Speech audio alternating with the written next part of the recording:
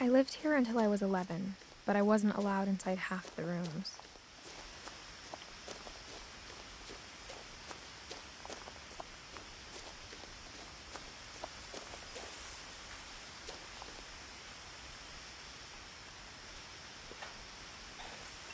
Inside the mailbox were bills from 7 years ago, marked urgent, open immediately.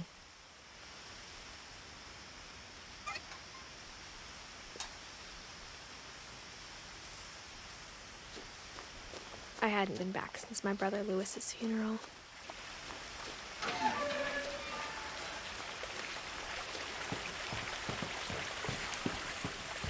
In her will, my mother left me a key, but didn't tell me what it unlocked.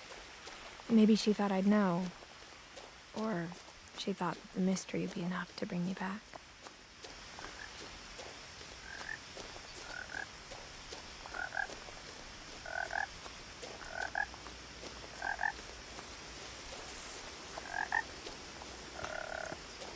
The truth is, even after I inherited the house, I never thought I'd come back to it. But now I had questions about my family that only the house knew the answers to. The woods around the house have always been uncomfortably silent, as if they're about to say something but never do.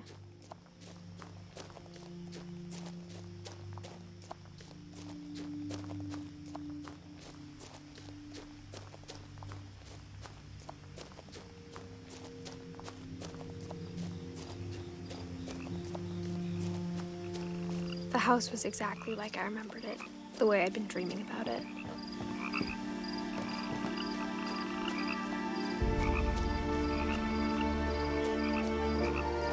As a child, the house made me uncomfortable in a way I couldn't put into words.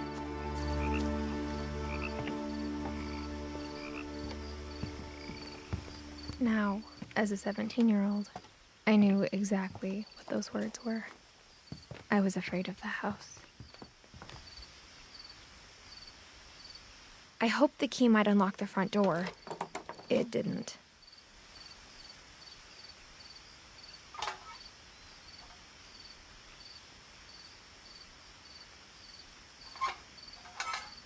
Looking in, I felt like the house itself had been waiting for me.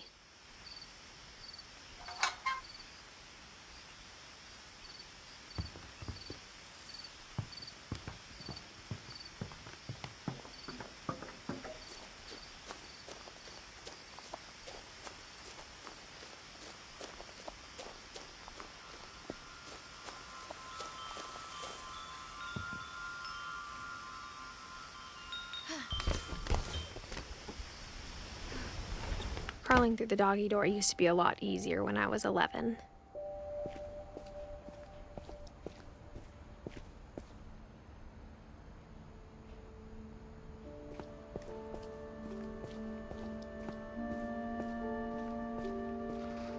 For the first time in years,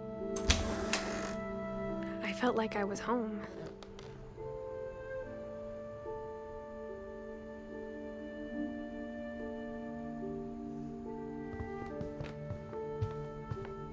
The table was still a wreck from the night we left.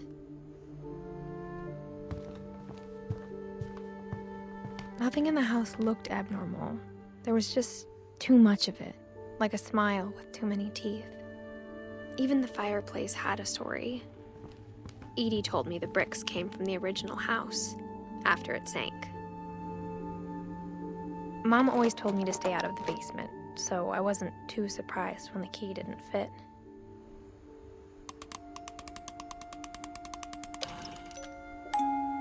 Great-Grandpa Sven built a music box for Barbara, along with the rest of the house.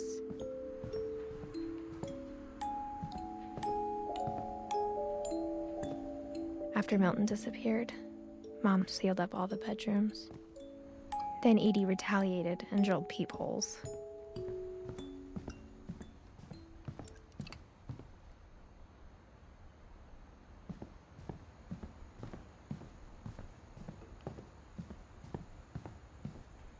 I spent a lot of time playing in Great Uncle Walter's room. I think my mom sometimes regretted not sealing it up. Lewis told me there were secret passages, but I never believed him.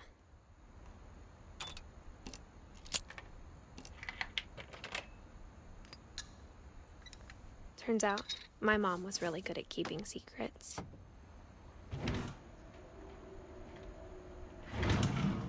Now it was time to find out what my mom had been afraid of.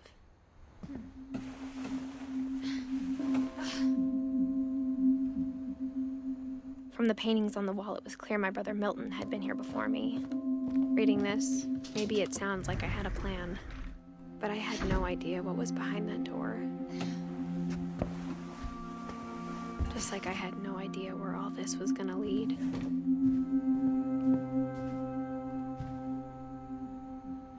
I got the sense Edie had spent a lot of time here, before my mom sealed the doors. I grew up looking at Molly's room. Molly's gerbil had a tiny bedroom with its own even tinier gerbil cage.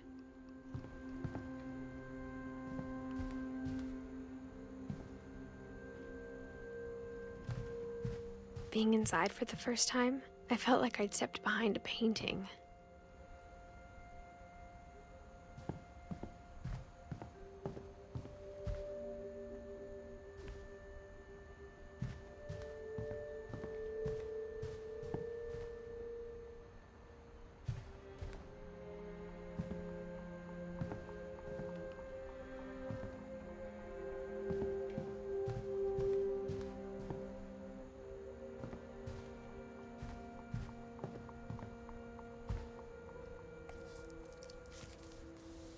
December 13th, 1947.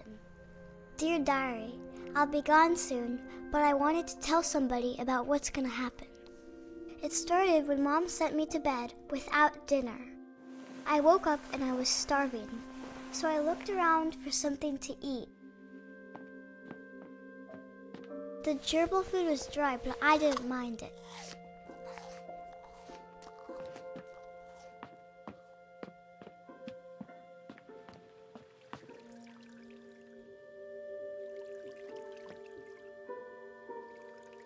I thought about eating Christopher, but I held back.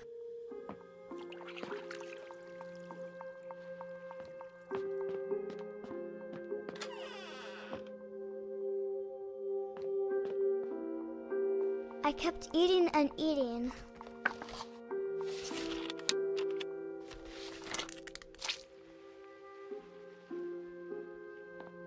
I ate a lot of things that night.